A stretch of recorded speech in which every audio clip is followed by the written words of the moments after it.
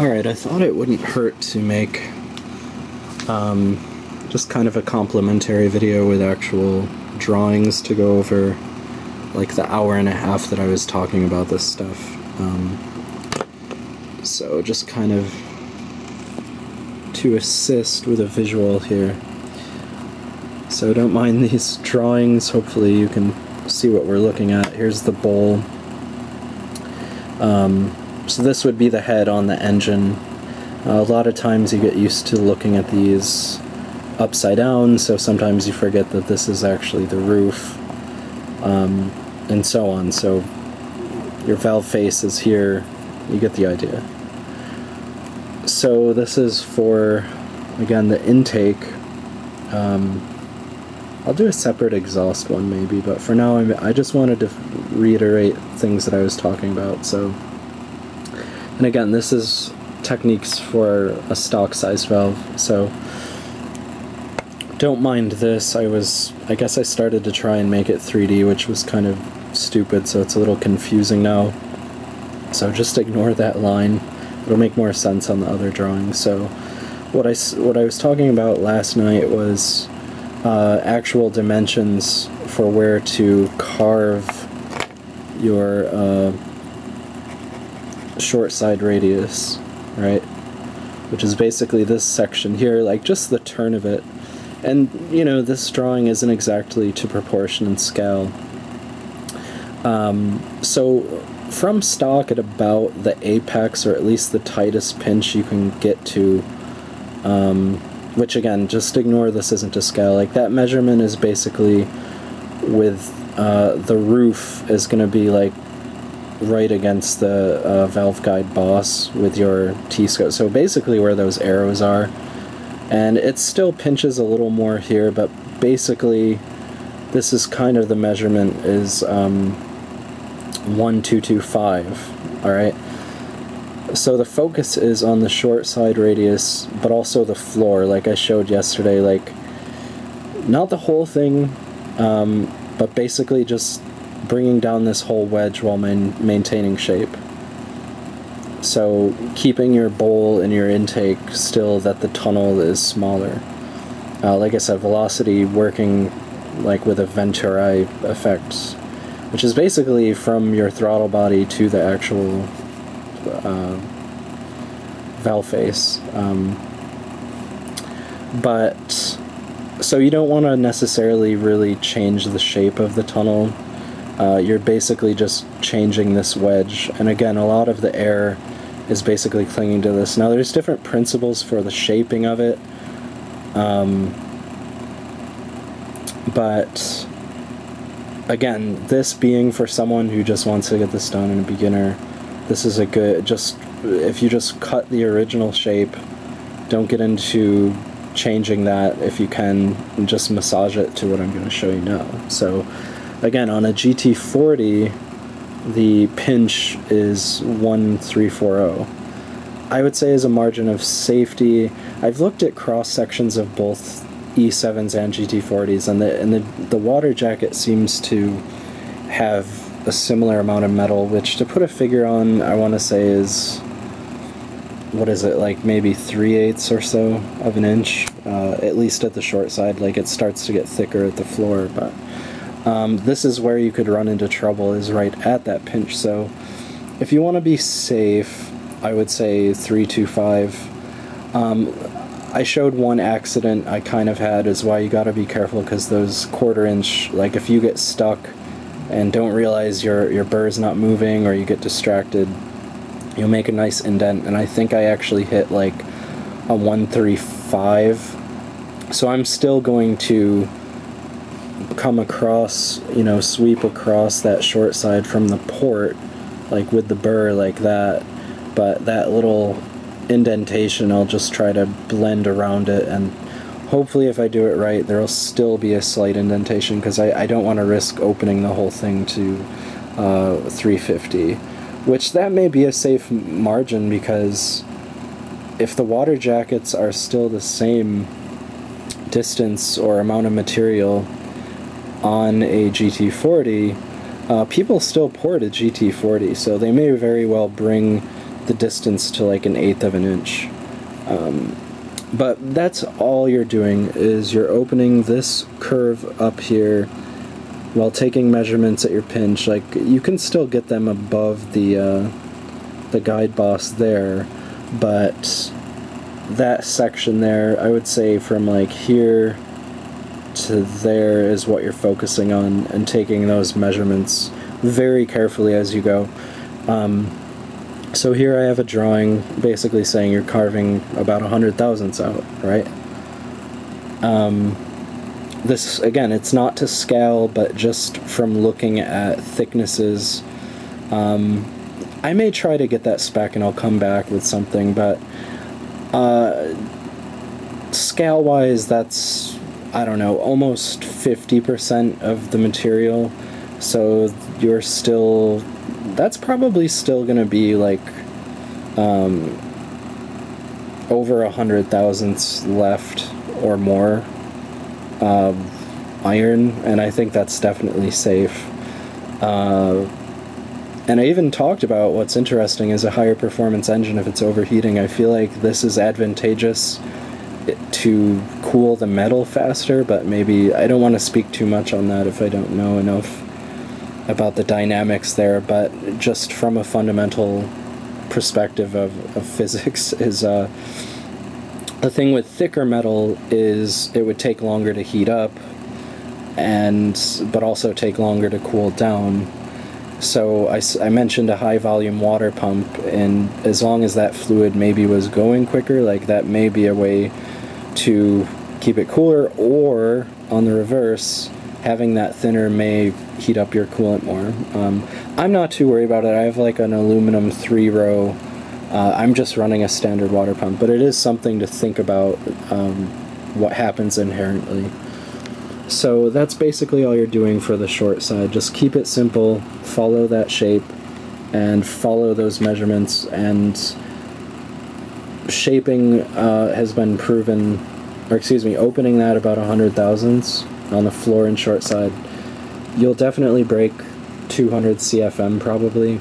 Why that figure is important, depending on all the other portions that you've built to the 302 or 351, whatever small block you're doing, is that's going to be good for 350, 400 horsepower almost. Like, you could probably still get in the high 300s, like on a roller block. At that level, I would say conservatively uncorked like 350 plus, which again, for an old 5.0 with stock castings, that's pretty cool to get to LS1 territory, and that's with just a 3/4 cam, like something in the 500 thousandths inch lift range. If it's a roller block or something, I think you can hit 400. My objective was to get as close to 400 foot-pounds as possible. So that's what I'm going to talk about in a second with velocity. So here's the top-down again. I'm not a terrible artist, but for some reason if I'm doing anything involving like engineering, it ends up pretty crummy. Like a chalkboard teacher diagram, but you get the idea. Here's our valve stem, our guide boss of the stock bowl. And they refer to this as a dog leg. And that's where I showed you basically what you're going to focus on is being a lot of the change in air is going to be your short side here, and then your short turn radius here. And then, you know, the bowl is still getting open, that's why I filled that in with pen a little bit. But basically by eliminating this kink, and again, there's water jackets there. I have somewhat of a figure to give you, but it doesn't necessarily apply to the inboard wall so much as the outside wall. But basically, your short turn here, by eliminating that, like, and the short side, is just by doing that, like, I think you could hit 200 CFM without even removing that push rod pinch, which I'll get to in a second. So, and the figure on that, outside of flattening this out, so again, rough, not to scale, but looking at it top down, I should have made this 3-dimensional or something, but you get the idea. maybe we can do a little 3D work here. Even though this would actually technically be inside the bowl. So this area here, right, you're just flattening this out. There may be a little hump left, but nothing compared to the dog leg with that sharp cut. And this is very important. And a good conservative measure to go by when you're opening this up is basically from the outside diameter of your valve stem is going to be 550 thousandths. If you have larger valves or something, maybe it's 600, but I can tell you, as I've seen from here, that about 720 is going to break through to a water jacket. So, you know, 550, 600, I don't have a lot of tests on it, but I think even just by going by the actual valve sizes, that seems to be a good rule of thumb. And the short turn, you don't have to open the wall up on this side quite as much. So that's all you're going to focus on. Open that up, take your measurement, don't go nuts with the bowl, and obviously the throat toward the valve face is going to open up a little bit wider, and like I guess factory is about a 40-degree angle or something. That's the thing with working with pen. I started to show the push rod pinch. That looked a little low. It's more like 50% that you're going to do. So on the inside you have your push rod. I'm looking at the camera while trying to write this. So on your push rod bulge, normally, let's see if I can do this left-handed, it's going to look like that, and this is like way over dramatized. There is a little bit of a bulge on the left as well, but according to David Vizard, and this was on a different head, so a lot of flow characteristics of different heads are different, but I thought that I would try it with this,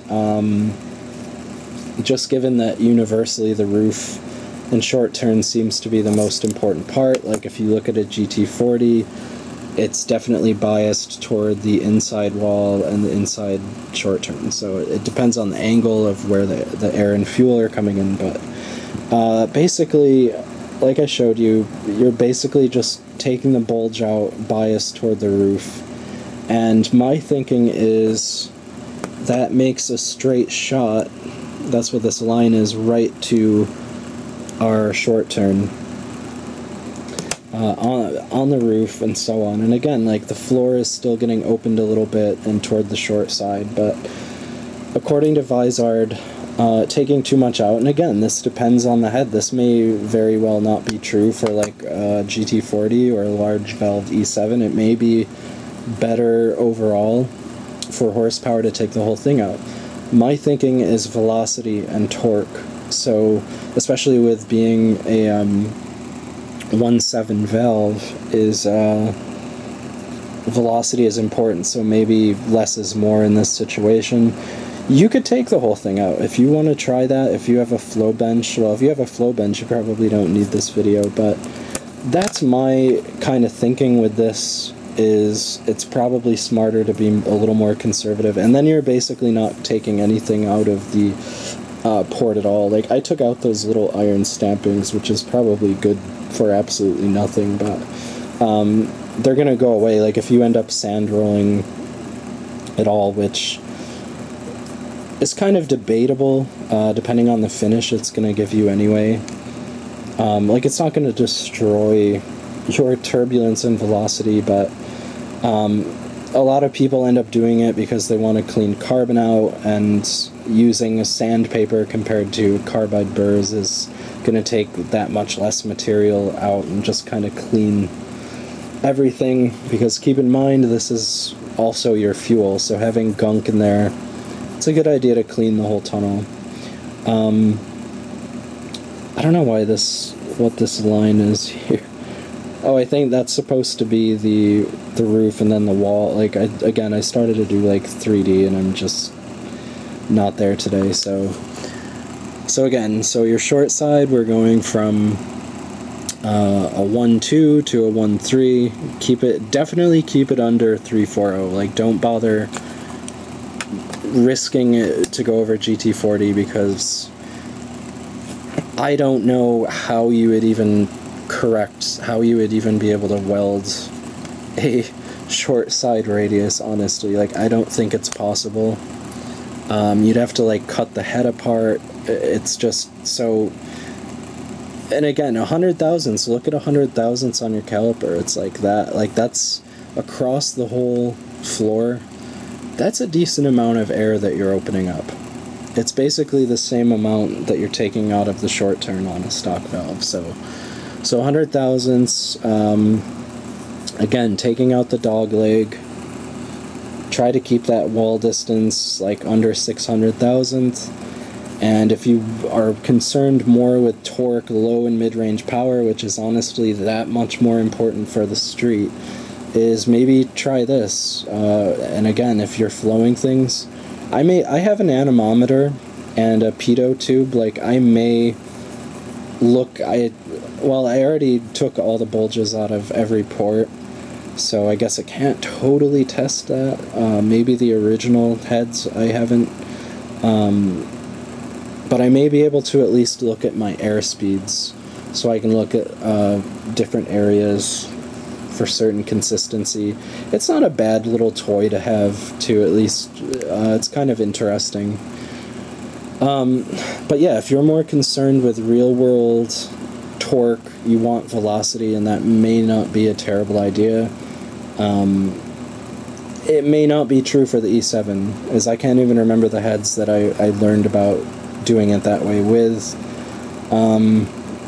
But I'm gonna stick to that. I think that's possibly a good idea for my build. Why I say that's better for real world? Well, okay, like GT350 flat plane crank, that's, you know, an awesome engine. What is it, redline over 8,000 RPM? It sounds amazing. Like, it sounds like a Ferrari or NASCAR engine. Here's the reality, is I always thought it was funny when back in, like, even 20 years ago, people always bragged or talk about, like, high RPM and overhead cam and stuff like that, especially, like, the S2000. That's an awesome sports car. A lot of those cars are awesome sports cars, but emphasis on a sports car. Your high RPM numbers are better if you're on a track where you're riding gears like 5,000 plus anyway. If you want, like, real-world street power, it's better, I think, to stick with velocity and keep those low and mid-range torque numbers higher. For me, also just being a truck, and then having, like, a high stall converter. So anyway, that's all for now.